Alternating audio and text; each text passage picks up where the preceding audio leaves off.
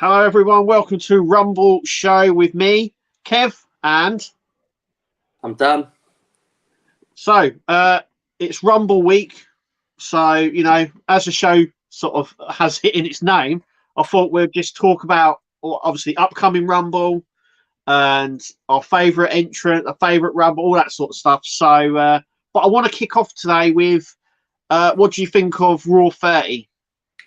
Well, first of all, the very conveniently named Rumble Show. It's almost like you did that on purpose, Kevin. I know.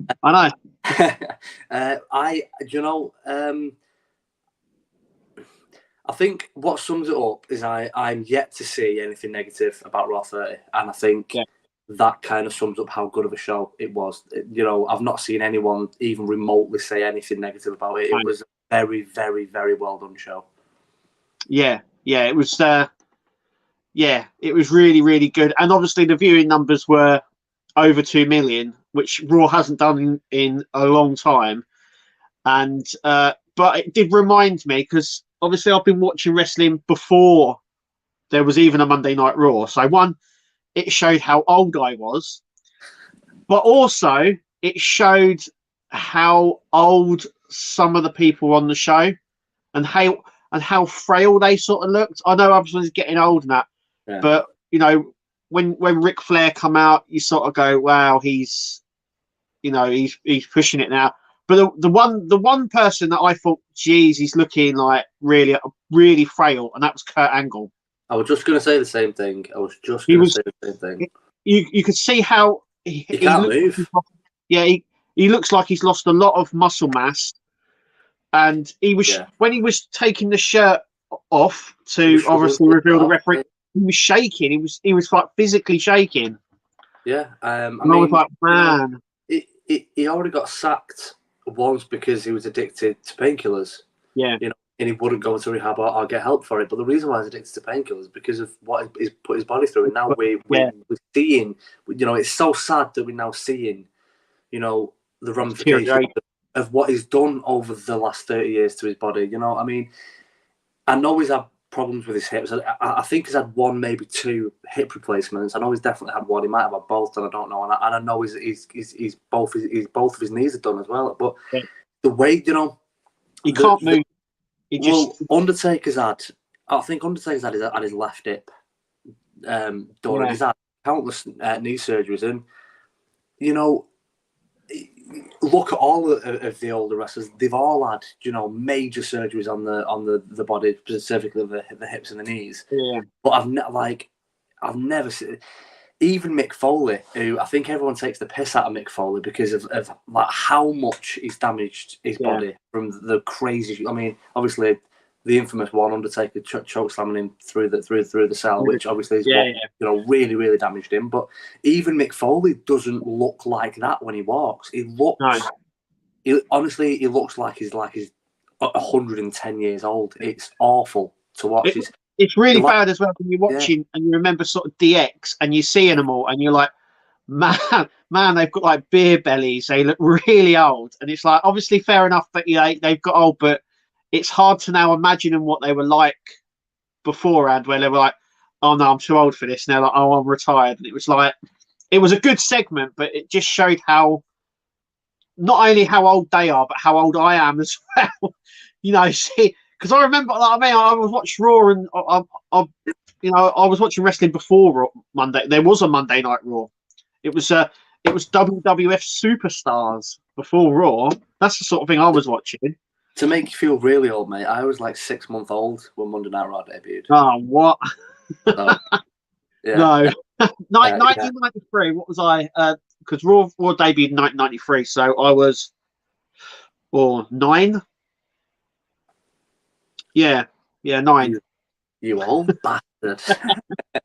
So, but the show was excellent, and the thing that got me as well was when The Undertaker came out. He came out as obviously the American Badass, which I haven't done for ages, but he had new music. Yeah. And I was like, why have they given him new music if he's not coming back? I thought it was strange. I thought it was strange to give him new music. Obviously, I think we all kind of wanted to keep rolling. Yeah, Limp Bizkit. If it came out with Limp Bizkit, that would have popped. Everyone would have gone nuts. But I don't really know why they changed the music, because I think if you look at the segment, I think it's obvious that he isn't coming back, because like the fact that he didn't even chokeslam LA Knight. Now WWE would have known that the fans would have wanted Undertaker to actually do something, and the fact that he didn't even, for me, it almost felt a little bit like Taker didn't even feel comfortable chokeslamming somebody, which is why he grabbed him by the throat and then fed him to Bray. Yeah, but he said something to Bray, though, didn't he? He whispered something to him. Yeah, I mean, luckily I can lip read. I think it's because I'm autistic and my mind works differently, and I read body language. You know, I didn't have things inbuilt in me that most people have inbuilt in them. So I had to teach myself how to, basically, function, I guess. So luckily I can lip read. So he basically said, the moments that you're creating now will live forever. Yeah, it was the way he whispered it, as if he was telling him something, and then you know what I mean. It was that whole segment of I just felt why he came out the way he did, if you know what I mean, and they changed his music. I was thinking, are they building to something, maybe a Royal Rumble or something like that? I don't know, but yeah, I don't. The only thing that is interesting is the fact that they gave him new music, because that doesn't really make sense. But no, I don't know. I don't know. I mean, to me, it didn't look like he was in any shape to come back in any wrestling capacity, unless he's, it's funny that you were saying before that it's the first time that Raw has been over 2 million in ages. Well, that's what happens when you advertise that the Undertaker's on it. Yeah, and you had all the stars on there as well. You had all, you had IRS and $1 Million Man, DDP. I was surprised with DDP, because isn't DDP? It's still working with AEW. I think he's still a coach, or he was. I don't know. But DDP was there. I also thought that there was a little bit of a dig at AEW. I don't know if it was just me. I don't know whether it was just because he said it, like Triple H said it. He goes, all this booking stuff isn't easy. And he's like, all this booking stuff isn't easy. He goes, I can't just make up stuff on the spot. I don't run the show like that. And I thought, now, is that a little dig? Is that a little dig at AEW there? Is that a little... Could be. Yeah, it could be. I mean, to be honest, I thought that segment was brilliant. Do you know what my favourite part of that segment was? They broke Gunther. They fully broke. Like, he was chewing his cheek, biting his lip, like, don't. And then at one point, for me, I think stuff like that shows the impact that DX had on everybody that remembers them when they was at the peak of the powers. Because if you've got Gunther stood in that ring who's a heel, who's usually very good, it's very difficult to actually break. And when he's smiling and laughing, when he shouldn't be, but he can't help himself. When you look at his face, his eyes are dead wide, and he's got this dead childish grin on his face, and you can see that he's thinking, "Holy fuck! I'm in the ring with DX." Yeah. And it's that kind of, it makes you realise the impact that they had, that even Gunther's like, oh my God, I'm sharing the ring with, you could see it written all over his face. He couldn't believe it. Childhood dream ticked off, Yeah. I like a bit as well when he done through all the names and he went to say Billy Gunn, and now Kurt was there. He goes, Kurt, and everyone was like, oh God, Kurt Angle's here. It's like, why is he out there? That was just a strange one, but I actually thought the whole segment, the comedy aspect of it was very, very good, but of course it's going to be, because it's DX, just Kurt Angle going, I've just always wanted to be a part of DX. But even that, going back to what you were saying before, if you see him doing the suck it, he couldn't even do that. No, you could see him struggle to literally stand up. It was like he was struggling to even support his own weight. It was awful to be honest. But it shows the age of it, and he's willing to just go in and do that as well. I mean, they must have said, "You're right doing this," and he's probably gone, "Yeah, I want to do this," sort of thing. But them all squaring up to Gunther and one by one, going, "I'm not taking him." No. I'm retired. Yeah.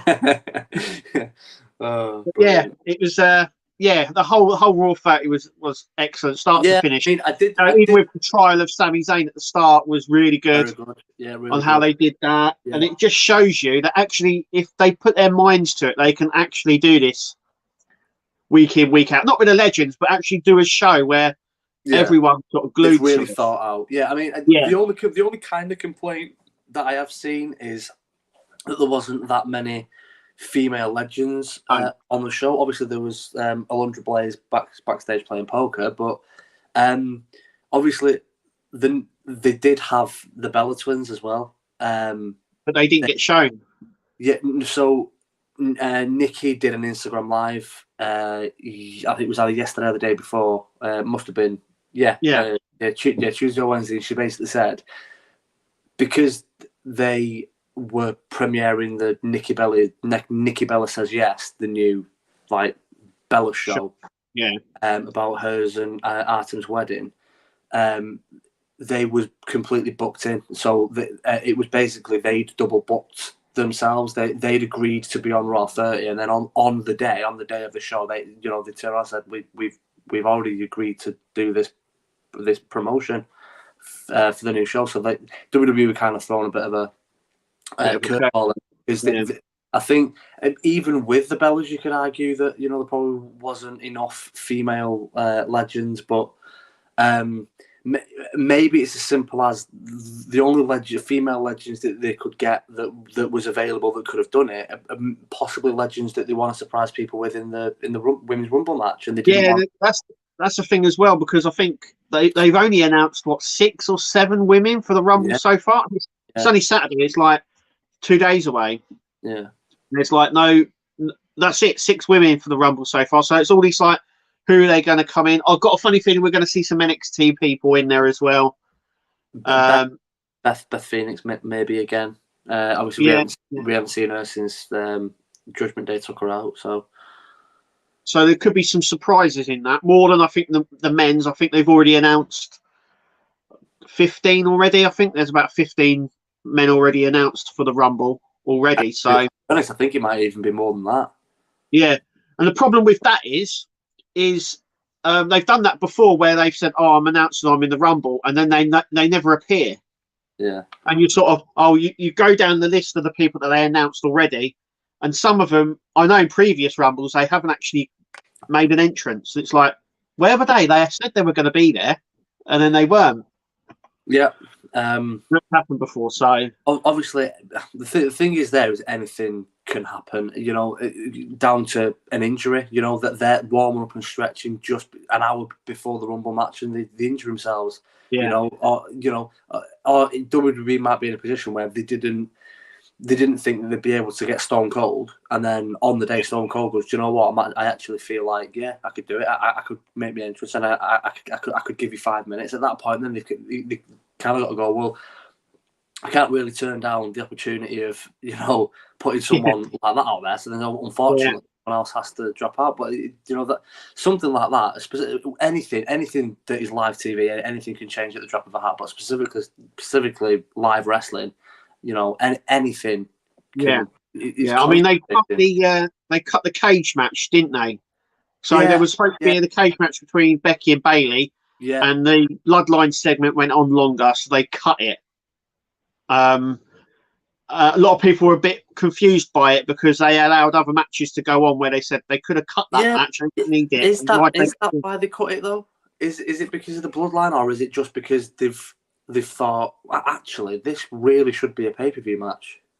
I don't know. They said that someone messaged Bayley saying on Twitter asking what happened with the cage match, and they said, I think she messaged back saying that the previous segment overran, so they decided to cut the cage match, and that's why it happened the way it did. Yeah, that's a bit shitty, because I just assumed that they'd changed their mind and that they'd gone, well, really, Becky versus Bayley in a steel cage match really should be. No, I think what had come out, I think she said they were told, because the segment had gone too long, they said, right, we've got to change the cage match. Either, you take Becky out in the cage with you and Damage Control, or you have a 2-minute cage match.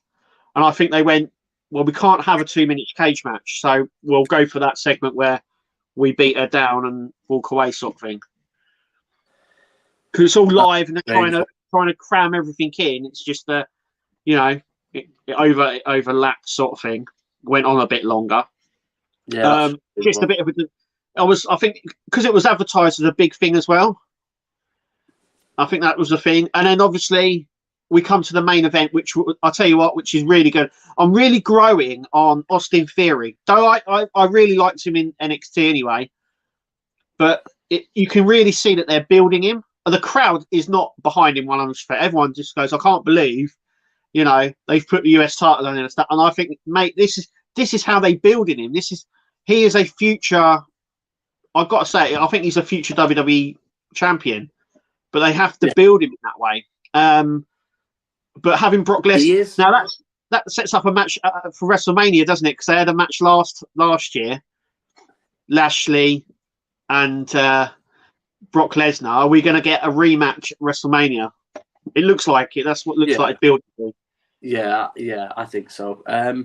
My only issue with these Theory things, well, yeah, there's only really one issue. The other point that I was going to say that isn't really an issue is, is very, very much a hybrid of a young Randy Orton and a young John Cena. Yeah. When you look at the first 12 months to 2 years of Randy Orton and John Cena's careers, he's a hybrid of both of them. He's got the arrogance and the attitude, the I am the now. That is so like 2003, 2004 Randy Orton. It just is.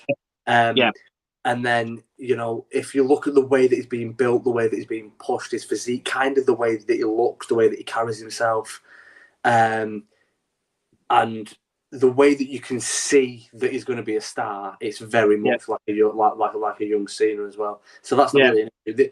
The only issue that I have with Theory is I thought that it was a disgrace that they took the belt off Rollins to give him, because I personally think that there was enough momentum behind Theory, and they was pushing him enough, and he was getting himself in the right storylines. He was doing the right kind of character work, the right kind of mic work. He didn't need the US title to elevate him. No. Because, to be honest, I actually think that title's holding him back from where that character was going. Because the way that he was coming out and attacking people, and he was taking people out, and he's not going to do that as champion. And the fact that they gave the belt to Lashley, to Seth, back to Lashley, to Theory, to Lashley, to Seth again, back to Theory. Like the last 6 months, it's just been an absolute mess. It's been swapping between them same three people. Yeah. And for me, where Seth Rollins was when they took the belt off him and where he is now, Seth Rollins would have done more for that belt, and it would have just made more sense to keep the US title on Rollins than Theory. I honestly think it's holding Theory back. It would have been better if he could have kept doing what he was doing, coming out and attacking people, taking them out. Keep doing that. It's exactly what Orton did, for the first 5 months. I didn't like the way that Rollins was treated. Why would you give someone like Seth Rollins the US title for 5 weeks to take it off him again? To give it back to the guy that he just beat for it. It's like, I don't get it. Yeah, some things you sort of look and you think, why have they done that? And then, you do question a lot of their sort of motives behind stuff. I don't know what, mate.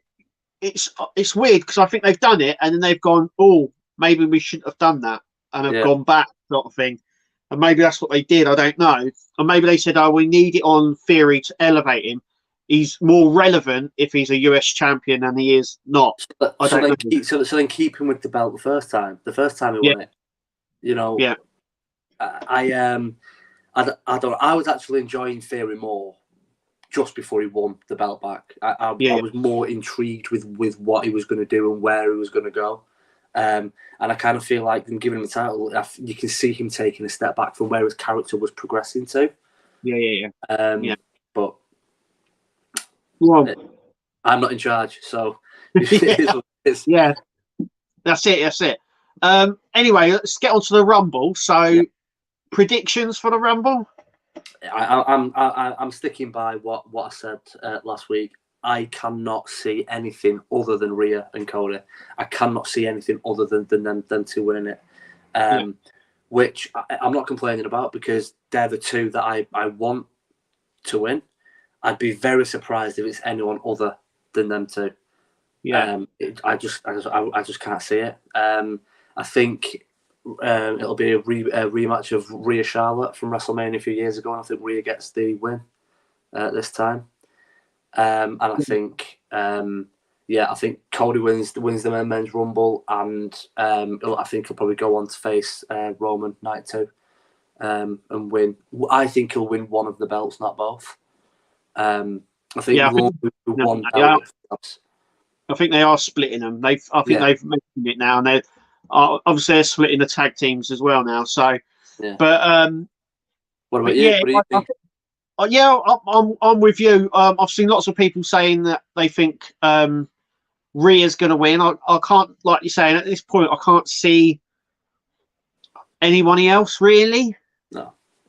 And like you said, they could be a rematch. The match between obviously Charlotte and Rhea as well. Yeah. But once again, like saying Seth Rollins, I don't. Maybe him, I don't know. But I mean, like you're saying, Cody, I think how they've built it. You know, he went off. He had this massive injury. He's come back. It's sort of the comeback story sort of thing, and leading to something he always wanted, which was to main event WrestleMania. Winning the Royal Rumble would just be sort of that. Well, leading to that, but sort of the icing on the cake, if you know what I mean. Yeah, unless they've got, unless they've got. I think, the way they've built it as well, and the way they've been promoting it, and the way he's been promoting it, I don't really see it. Like you say, I don't really see him not winning it. I'll tell you what's interesting. But let me throw this little nugget to you. It is looking likely, I think, that Jay White is going to be there. I think that's looking really likely. I'm not really hearing much around Will Ospreay, which is unfortunate, because I think everything I've seen from Will Ospreay's work is made for WWE. It's simple as that. He's made for WWE. But how interesting would it be if Ospreay or Jay White do come out? It would be the biggest free agent signing since AJ Styles. Yeah. AJ Styles debuted at the Rumble. Yeah.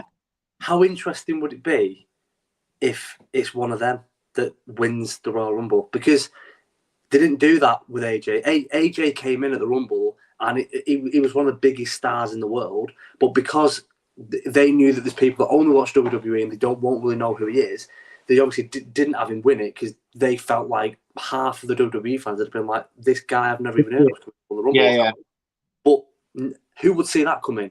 Who would expect a Jay White or Will Ospreay to debut and win the fucking whole Rumble match? Nobody would have seen that. So that would have been, unless they do, or someone like, I know that apparently Mox has signed a new contract with AEW. We know MJF's still in a contract until January next year. But unless they've somehow, who knows? I don't think this is possible, by the way. I'm just saying, hypothetically speaking, unless Triple H and Tony Khan have had a conversation and they've got MJF out of the contract early, or maybe Mox didn't sign an actual contract. Maybe he did something similar to what Cody did for a few months, and it was like, signing month by month by month by month. Yeah. I don't know. I know that obviously Tony Khan had money problems, which is why he couldn't afford to pay Cody a long contract. I know it's got sorted out since and stuff, but and this is wrestling. Anything could have happened unless something like that happens, or CM Punk. Obviously CM Punk. Yeah, I was going to say CM Punk because he's that sort of dark horse sort of thing, exactly. Isn't he? And he's not doing anything at the minute. And if he comes out 30, he could then potentially win it. But unless they've got something big like that, like they've got a Mox or an MJF out of the contract, or it's a CM Punk or a Jay White or a Will Ospreay, someone who's a free agent. Unless they do something huge like that and they decide... Obviously, CM Punk's the one that makes the most sense because he only left WWE because he wanted to main event WrestleMania and Vince wouldn't let him. Yeah. So, again, to bring him back in the Rumble, and, well, if he wins the Rumble, he main events Mania. So then, unless they do something wild like that, I cannot see anyone else winning it. Is Randy Orton fit? Is he going to come back? Who knows? Yeah. Is he fit? You've got Big E as well. Big E, yeah. Big E's another one, potentially.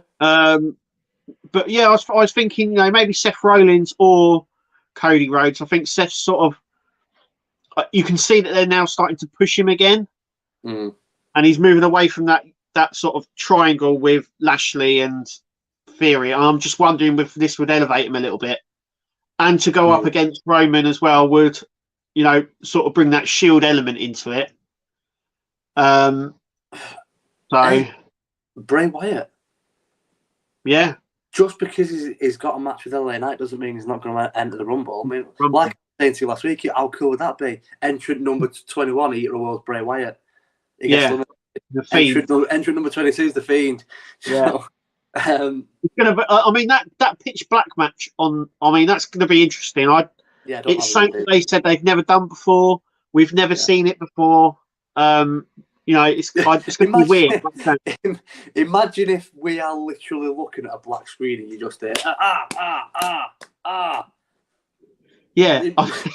Like you're saying, I think it would be more to the point of probably like we'll be watching it through night vision. Like if you were sitting there, like a green, it'd probably be all dark with just all the camera lights, like the cell phone lights and that going off. And we won't, like, if you're in the arena, you probably won't see nothing. Just like you said, you'll probably hear people going, but at home we'll see through like a night vision. I don't know, because they've done pitch black and dark matches before where it's just been like a spotlight in the ring and everything else is dark. So they've sort of done that before. But they said they've never done. So I can't understand what it could be. I don't think it's going to be a live match. I don't think it's going to be live in the arena. I think it's going to be a recorded one. I think it'll be something similar to what they did with, like you said, a few years ago at Mania when they did Bray versus Cena. Cinematic match, sort of like bizarre and I don't really see how else it would work. Because if us at always seeing it, through like a night vision, like green vision camera, the people in the arena aren't going to have that. No. So the only option is if it's not a live match, if it's something that the fans in the arena will be watching it on the screen. Yeah. But then again, I mean, how would that come off if you were live in the arena? Because you'd be a bit, hang on, I thought I was going to actually see Bray Wyatt and LA Knight fight here, and we're watching it on a screen. It's like, it's an interesting one. I don't know, because it's also it's sponsored by Mountain Dew as well. So will that have an element in it? I don't know. Mountain Dew's green. Yeah, it was green. I don't know. I don't know. It's weird as well because everyone's been talking about the Rumble and everything else, but it seems like people have sort of forgotten about this match, and no one's sort of mentioned how this match is going to go. And obviously, it's just weird. You've got Roman versus Owens as well, which again can't be overlooked. Obviously, Roman said that he doesn't want to see Sami until Saturday, but there is a Friday Night SmackDown before that, so interesting to see what's going to happen there. Well, something's definitely going to happen at the Elimination Chamber, because have you seen the poster for it? No. They've released the poster already, and it's got Sami on the front of it, and he's he looks like he's in one of the pods, like trying to break out like this, sort of just holding on like this, trying to break out screaming. So it's going to be interesting to see what they do at the Elimination Chamber with that. Yeah. Do you know what would be interesting though is if Paul Heyman's theory is right. Imagine if this was all a work from the very start, as Zayn has infiltrated the bloodline to help Owens, and it was the master plan all along. I personally quite like that. To be fair, if they need to break the bloodline up, that's probably the best way. Like he infiltrated the bloodline, right, and he's influenced Jay and Jimmy, right, and then they side with him like they did before, like they just did on Monday, and he's sort of manipulated them, because you got to think Roman Reigns fought Jimmy and Jey Uso, and they could be like, we're with Sammy, and have like them lot fight Roman and Sikoa. Unless he's like, I don't know. It's really, really interesting. Yeah, I think no matter what they decide to do, we as fans win. If they decide to keep Sammy with the bloodline, we win. If it's Sammy that turns because all along it was just infiltrating the bloodline because he wanted to help his best mate Owens, we win. Great storyline. To be honest, I'll throw a third one out there. Jay, when the time comes, I think it'll be a Shield-like turn. It will be a Seth Rollins steel chair to the back. I think it will be that kind. And for me, the one that is best placed is Jay. Because I think people have forgotten the hatred that Jay had for Roman at the beginning of this. Yeah. And he only acknowledged Roman because his identical twin brother begged him to. Yeah. It would make sense for Jay to be like, not all is forgotten. Like, for a 2 or 3 month period, Jay hated Roman. Yeah, well, you got that thing on Monday, didn't you, where he stopped Sikoa. Yeah. And he's like, what are you doing? Yeah, exactly. I think that dynamic would be interesting. Imagine if Jay turns on all of them, literally turns on all, attacks all of them from behind with a chair, similar to what obviously Seth did to Dean and Roman. What would be really good is if, like you're saying, a bit like the Shield, but Sammy's like already left them, and he's like, "You're all against me," and he goes, and Roman goes, "Go and get them," and 2 of them leave the ring, and old Jay's there, and he just smashes him over the back of the head with the old chair. It'd be amazing, And poor Roman stabbed in the back off his brothers twice. I think there's a dark horse here. I think I think all of this is a dark horse here. We're forgetting one person, I think, who could actually turn, and he's done it many times, and that's Paul Heyman. Yeah. Because you got to think he turned on Brock Lesnar twice. He screwed over that angle. A little devil, that Heyman. Yeah, because lots of times when you thought he was with someone, and then he throws someone a chair. Yeah. He's done it nearly with Roman as well. When he was fighting Brock Lesnar, he was like, and he could be the one. He could be the one that sort of turned on Punk. Yeah. He could be the one where it's like he turns on Roman. Yeah. So it's going to be really. Yeah. I don't know what he planned for the Royal Rumble. I've got a funny feeling it's going to involve either the Royal Rumble or the match between Kevin Owens. He's probably going to say, "I don't want to see him until the Rumble," but his job is to make sure Owens doesn't make it, sort of thing. And then Owens comes out. Maybe that's why there's the picture of Sammy like this on, because they've sort of like, well, you're going to go up against the bloodline sort of in the cages, because there's enough pods and enough guys, to do the bloodline, to do Sammy versus the bloodline sort of thing inside the Elimination Chamber. But that's going to be really interesting. I'm really excited for that. I'm more excited actually for the Royal Rumble, because. Well, that to be honest, I think the best thing that they could do there is they could have the 6 people in an Elimination Chamber match. So obviously there's only 5 currently in the bloodline. So at Royal Rumble, Sammy turns on the bloodline, and he was helping Owens all along. And then it would be, say Owens takes one of the belts off Roman, Owens has to start the Elimination Chamber match, and each Bloodline member, so say starts it with Jimmy. Yeah. The first pod that opens is Jay. The second pod that opens is Solo. The third pod that opens is Roman. So now it's literally 4-on-1, and Sammy's trying to break out of that pod to help his mate.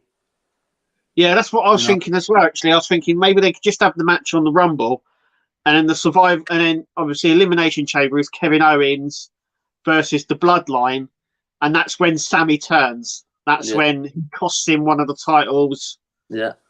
To Kevin Owens, sort of thing. He's the last one out of the pod. Yeah. And then, he's stunned all the rest of them. He's got them all out. He's fighting Roman.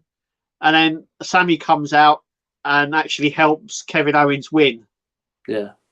But because as well at that point, with it being in the Elimination Chamber, if Jay, Jimmy, and Solo have all been eliminated, they're out the cage and it's locked again. Yeah. Yeah. And you could do it so Sammy lays down and Kevin Owens pins him, and then instead of leaving, they could both turn on Roman, and then he pins him, wins, and then he said it was all a ruse all along. Yeah. And then, what would really be good is if he said, "Yeah, I infiltrated it all along," and then he goes, "But I had help," and they're like, "Who?" And it's Paul Heyman. Yeah. It turns out to be Heyman, and that would just be awesome. But it's really exciting. I'm really like I was saying, we've just mentioned 5, 6, 7, 8 different potential, storylines there, and this is what I was saying before. As fans and as viewers, we win no matter what they do. Yeah. So let's just wait, see, and enjoy. Yeah. Right. So we're obviously talking about Rumble. So, what's your favourite Royal Rumble? Like, what year?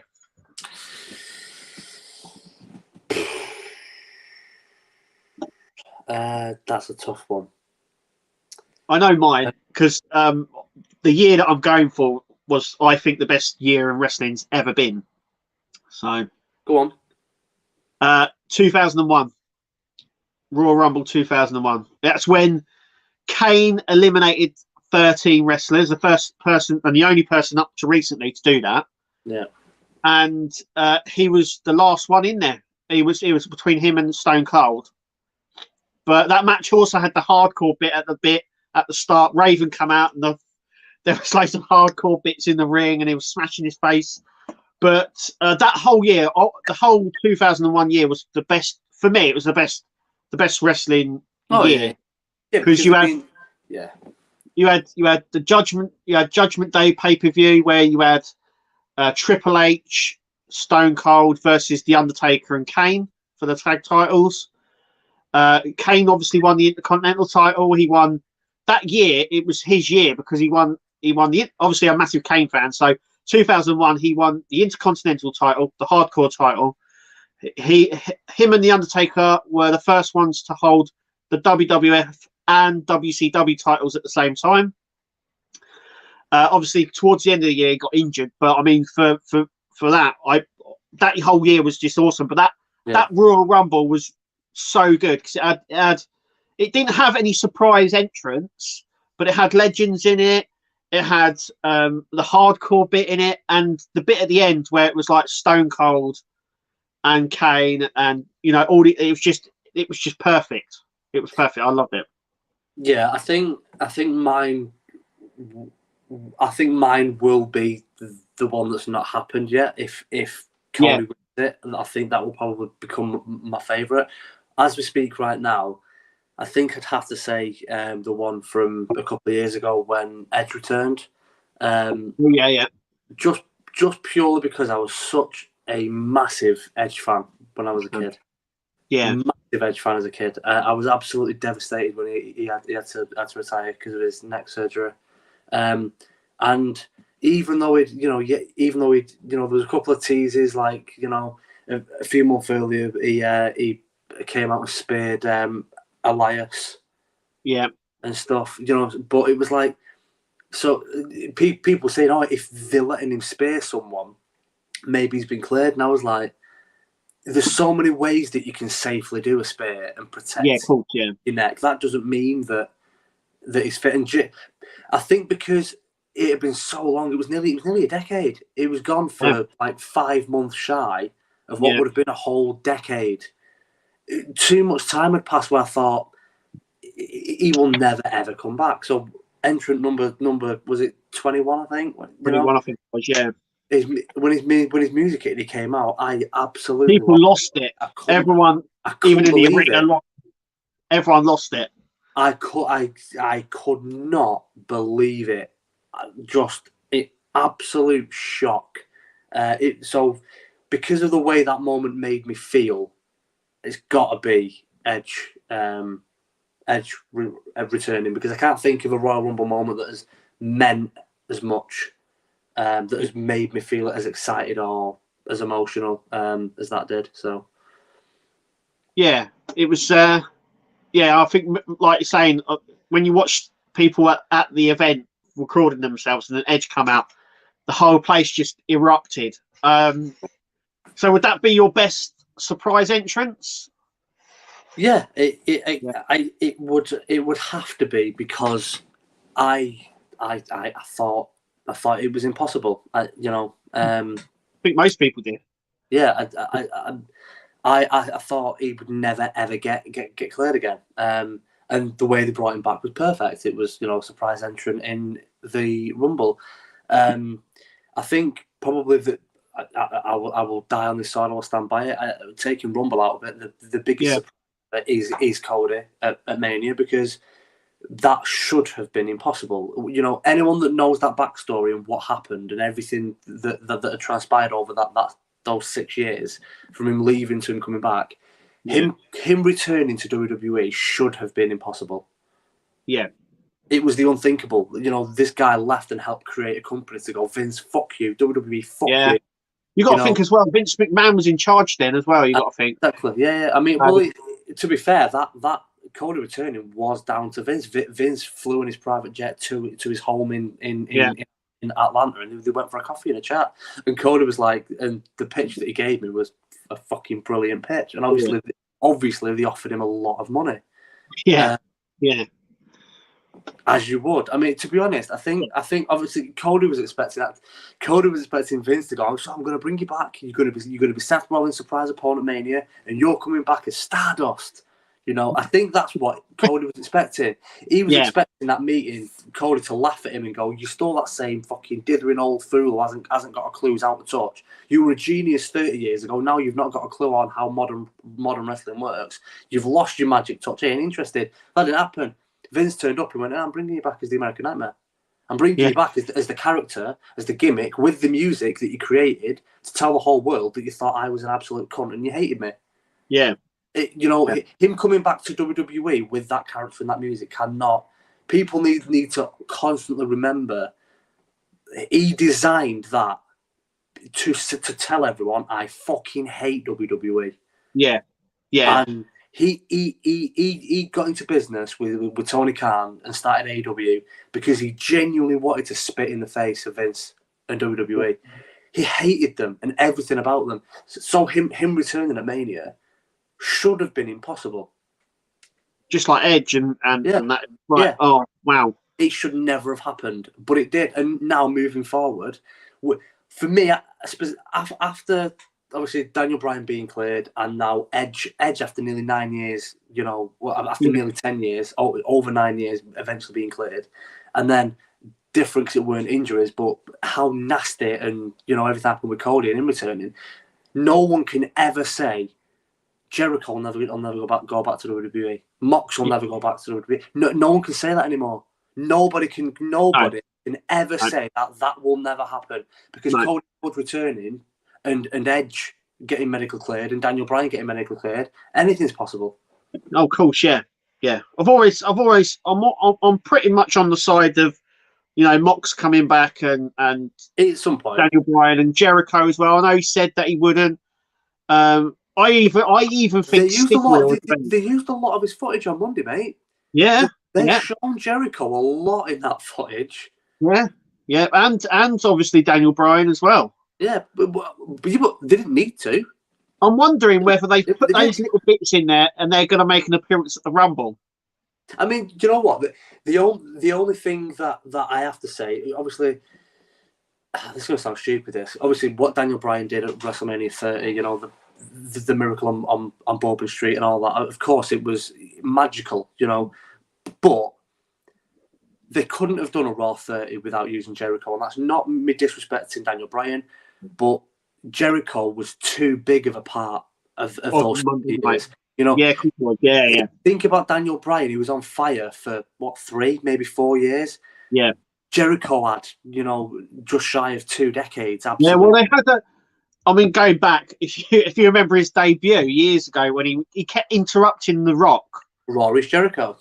And when he made his debut as well, because that build up when he came back and when he came and The Rock was there when he first made his debut, that bit there doesn't show you what was going on. So, you know, for weeks and weeks they kept showing this countdown reel, and it kept interrupting The Rock, and then obviously the countdown hit 0 and Jericho came out. Y2J. So.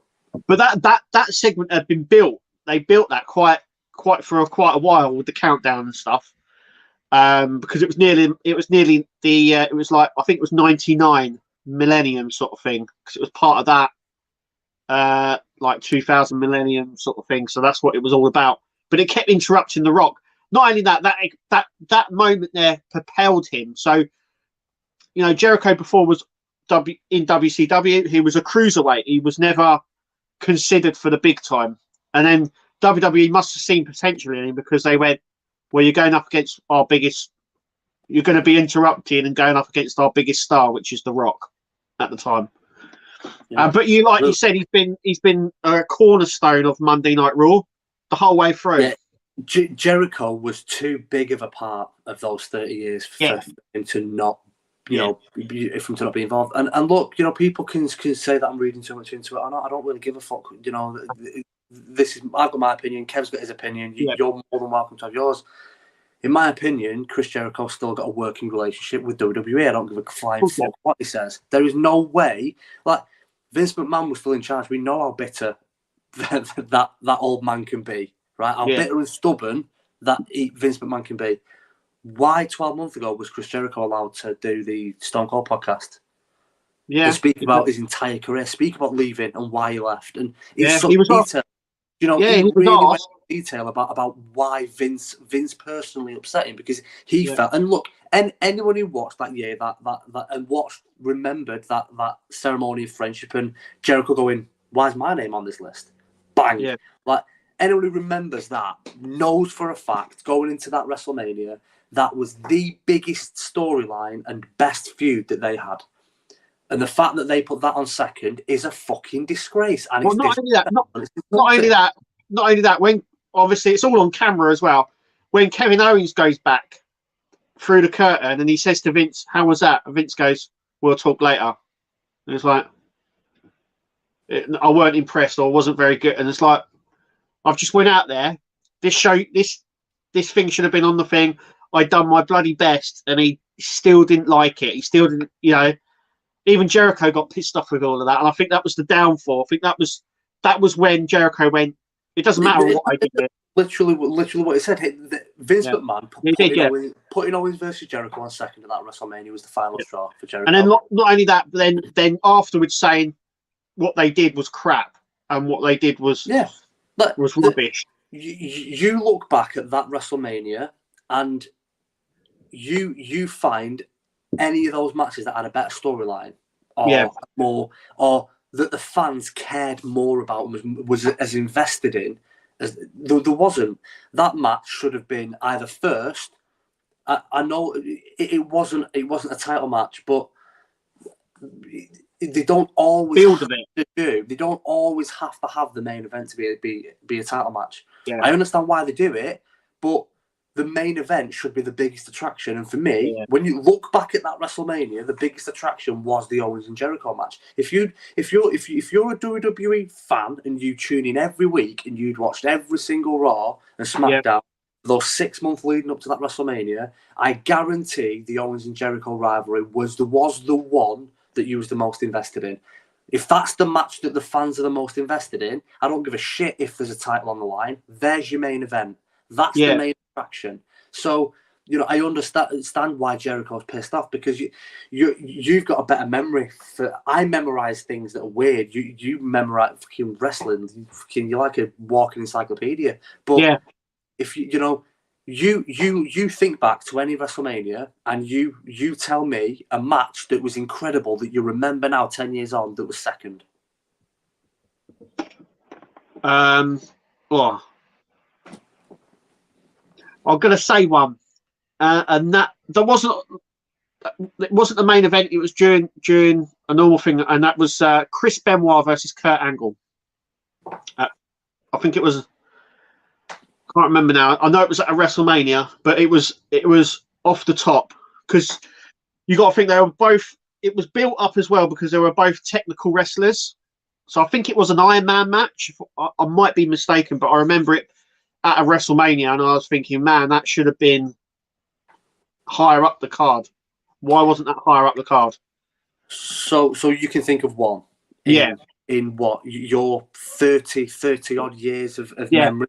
WrestleMania, you can think of one that was second, and that one that you can think of is a match that actually pissed you off because you felt like it should have been in a better spot. Yeah. So you can understand why Jericho and Owens were so pissed off about it. Oh, cool. Yeah. Not only that, they put so much work into it. Yeah. And they were just pissed on, and I think that was that moment there was when Kevin Owens sort of just gave up. Yeah. I think you can tell as well that he just went, I'll just do what I do. I'll just do what they say. I can't be bothered anymore. In fact, I think as punishment, I don't think either of them were like on TV for weeks after, if I remember rightly. I can't remember, but I remember they weren't showcased afterwards. Well, I think Jericho left pretty much straight after that. And I was going to say, I think it was a catalyst. It was Owens got punished. I think Jericho left within a couple of weeks of that WrestleMania, because I believe he was scheduled. His contract was ended anyway because he was scheduled to go on tour with Fozzy. Fozzy, yeah. So I think he was scheduled to leave anyway, but I think he turned to Vince and said, "I'm not coming back. I'm not coming back. I'm done after that." And I think because Jericho had basically said, "Look, this is fucking bullshit, and what you've done is a disgrace," and Jericho was gone. He'd left. So Vince only then had Owens to punish, when really Vince was angry at Jericho. And I think this is going to sound stupid, right? You making the reference before Triple H saying this booking thing isn't easy. Do you know?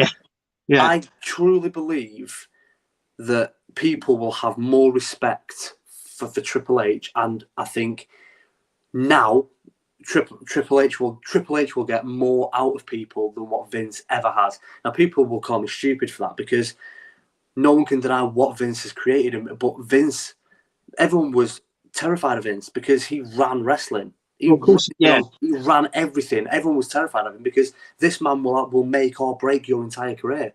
If you have dreams that you want to make reality, you have to keep Vince McMahon on side. But I think there was more of a fear factor there, and I think, don't get me wrong, there's people who, if you're Shawn Michaels or you're John Cena or you're The Rock or you're Stone Cold or you're The Undertaker, if you're elite, highest echelon level athlete and you're right at the top of that company, Vince will try and keep you on side as well because he knows how much money you can bring in for him. But if you're anyone else, if you're not like, Undertaker level caliber, which, let's face it, barely anyone ever gets to that level, you're expendable. So you're constantly trying to keep Vince McMahon on side, and you're basically kissing his ass. Whereas Triple H, it's that whole, I'm sure with what you do for work, you're a manager, you have people under you that you're in charge of. Yeah. I think the phrase of, you can't expect people that are working under you to do what you're not willing to do yourself. That's right. Now, Triple H has been there, has done it. Vince McMahon hasn't. In terms of wrestling and in-ring wrestling and promo work and character work and putting on five-star matches, Vince had never done that. It's a very different level of respect. People like Kevin Owens and Seth Rollins and Roman Reigns, they will look at Triple H as the GOAT. Yeah. You know, the guy. So because he's been there and he's done it, and, you know, yes, he's retired, but you do hear stories. Like I've heard Tommaso Ciampa and Johnny Gargano both say that in NXT, even though Shawn Michaels is running NXT now, Triple H will still go down there, and if someone asks him a question, he'll take his jacket off, undo his top button of his shirt, and he'll get in the ring and show them. Yeah. He's getting in the ring and doing it. You know, and then people are watching going, "Oh my God, this guy's just," you know, his heart stopped. He nearly died. Yeah. You know, he's now the head of creative, but he's getting in the ring and he's doing the work. Well, I've not got any excuse to then not do the work. Not do it. Yeah, exactly. You know, exactly. It's very, very different. But look, obviously, congratulations on your team beating my team at weekend. You arsehole. Very quickly, Thierry Henry made a very good point, and it made me go, do you know what, Henry, you know, I loved him as a kid, even though he played for Arsenal. What an unbelievable player. But he said he was stunned by how good Man United was in that match and how good of a match it was, because you're looking at a team that have had 4 years of development under one manager that are now, you know, they've had 4 years to reach where they are now, and Man United have had less than 5 months. And yet we gave Arsenal a really good game and a really good run for the money. Now I can put this level of improvement. You said to me a few weeks ago when you rang me that you can't believe how good Man United are at the minute, and the improvement from last year is unbelievable. I can put that back to one moment after the Brentford game, second game of the season. Brentford beat us 4-0. The day after, Erik ten Hag said, right, yesterday Brentford ran 7.2 kilometres more than what you did. He made the entire squad run 7.2k, doing laps at the training facility, and he did it with them. Yeah. Erik ten Hag ran with them, and it made the players go, fucking hell, he's doing it with us. Yeah. And this is what I'm saying, that leadership, him doing that with them, from then on, we've lost like 2 games out of the last... in all competitions, I think we've lost 2 out of the last 24 games. It's ridiculous. Yeah. And we instantly improved from that, because the mentality in those players went from, fucking hell, we've got a manager here, he's doing it with us. Yeah. And the same thing, you know, I think will happen now moving forward. I know Owen signed his contract extension a few months before Triple H took over creative, but it was after everything came out about Vince. Yeah. And it's interesting how well Owens has done over the last 12 months or whatever. But would he have even signed a new contract if he'd have known? I think they all had a feeling that Vince was going and Triple H was going to take control of creative. Would people like Kevin Owens have signed a new contract if it wasn't the case? I don't think so. Would someone like a Johnny Gargano, would they have come back? Would Bray Wyatt have come back? Yeah. If Triple H wasn't in control of creative, I don't think so. Yeah. Yeah. It's an interesting one, because I think a lot of these people have come back because Triple H has gone. The old man didn't know what he was talking about, and I can see potential in these, and we can't keep building on the older stars. We can't keep hoping that Roman Reigns and Seth Rollins are going to be here forever. We need to. Yeah. Triple H has the vision of we've got to build the next generation of stars, where Triple H was like, Vince McMahon was like, nah, they're not very good. They weren't giving them a chance. Where you got, like you're saying, you got Triple H who was in NXT and was like grooming these people to be the next stars, and then they go up and Vince just throws it all out the window and sort of just goes, I remember as well. I remember when they said they needed some from NXT. I think it was during the pandemic. And Vince said, "Who have you got in NXT who can come up?" And he was telling them their names, and it came out that Vince McMahon didn't know who they were or what they. You know what I mean? It's kind of like you're asking them to come up, yet you don't know what their skill set is, what their characters are.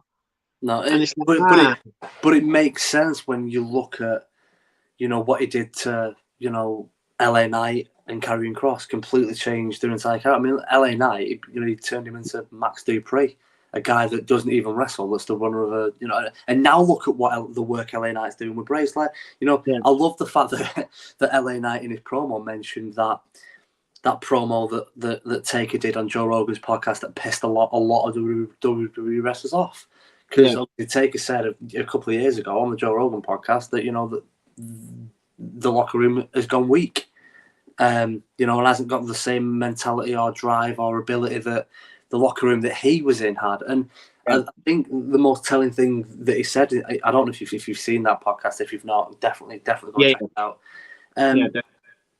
Undertaker said, you know, it's our fault.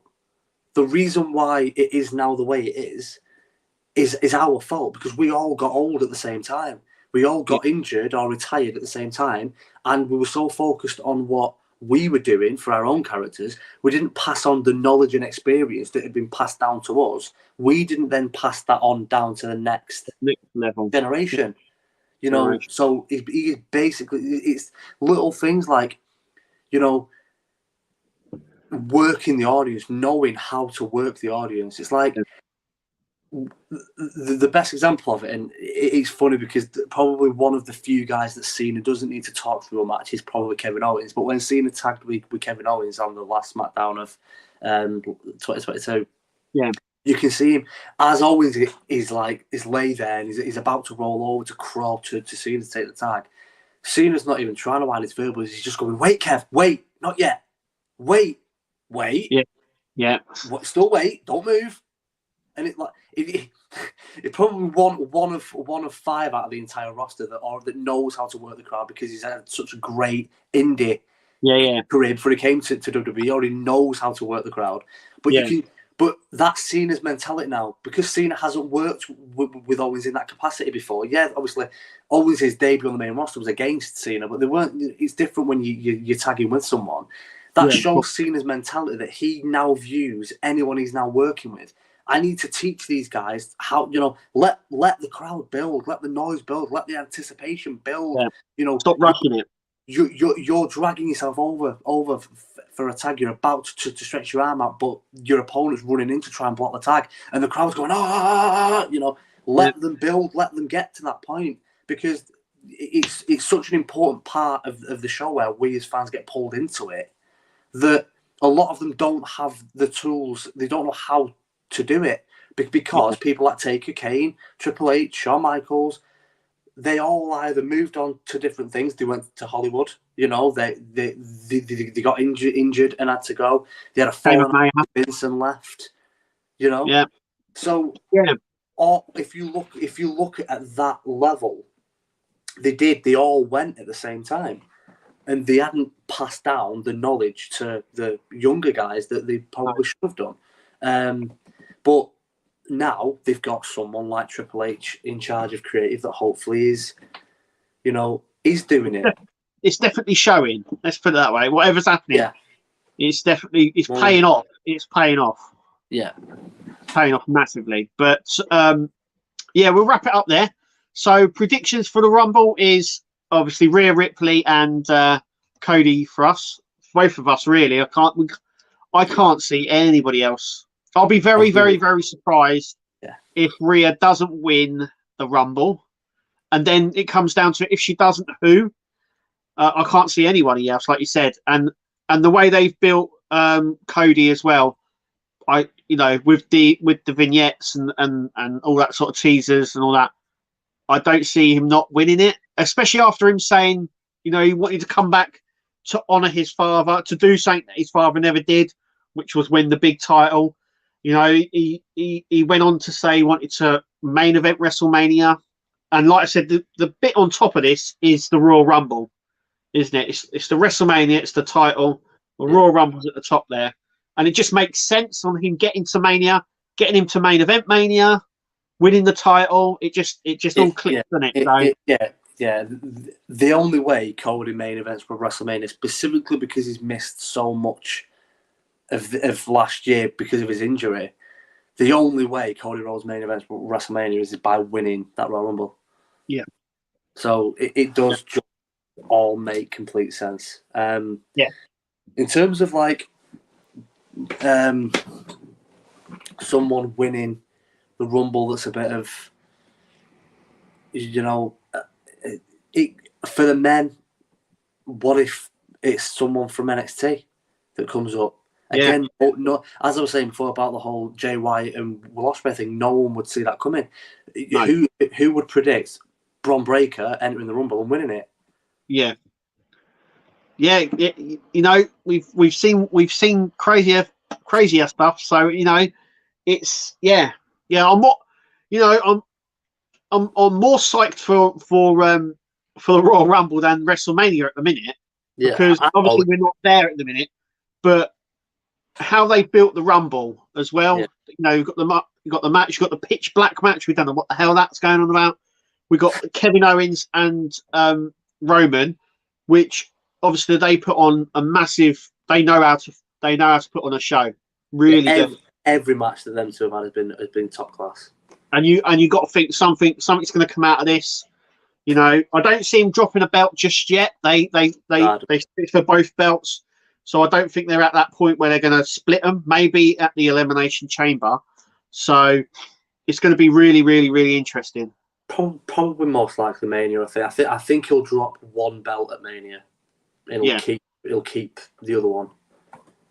Yeah. Well, it'd be interesting to see where his character goes after this Bloodline sort of story ends, because it's so part of him. It's so part of like the tribal chief. It's so integral to him now that it's going to be strange moving away from that, unless they keep the Bloodline as it is and it's just Sammy that leaves. It's going to be really interesting, because not only has it defined Roman Reigns, but it's actually helped Jimmy and Jay and Sikoa as well. So it's, you know, if it all breaks up, where do they sit and where do they go from there? So it's going to be an interesting one, very much interesting. Yeah. But anyway, look, we've been talking about the Rumble. I hope you all enjoyed the show. Dan, how do you reckon the show went? Yeah, I enjoyed it, mate. Yeah, it was good. Yeah.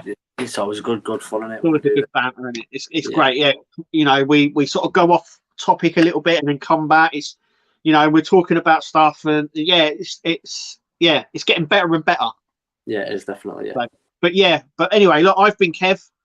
I've been Dan. See you next time, guys. Yeah. See you later, guys.